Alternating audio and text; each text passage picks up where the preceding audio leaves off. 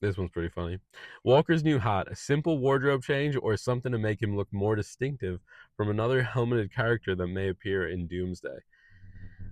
I think obviously what they're trying to get at here is obviously John Walker, when he appeared in The Falcon and the Winter Soldier, he had this like helmet that went over his head. It had that kind of like classic over the eye and around down the ears and all that sort of thing. And that is obviously the Captain America look, the traditional like Steve Rogers Captain America look. They're saying that with the new beret that he has, that he's sporting a new kind of look, and that is to kind of like separate and distinguish him from Captain America or Steve Rogers. A lot of talk about people thinking that Chris Evans is going to come back and he's going to be in the movie. Personally, I think it's very possible. I think as much as they say they will or won't, they're always trying to throw us off the trail, but that's not necessarily something you can trust 100%. So I think it's very, very possible that Chris Evans will be in this movie. Um, but I don't think that the change is to distinguish that.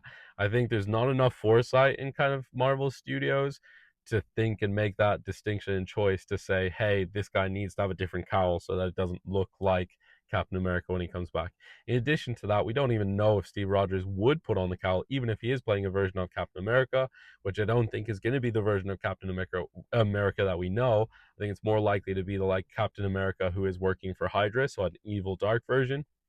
um, but if they're bringing him back, we don't know that he's going to wear a cowl.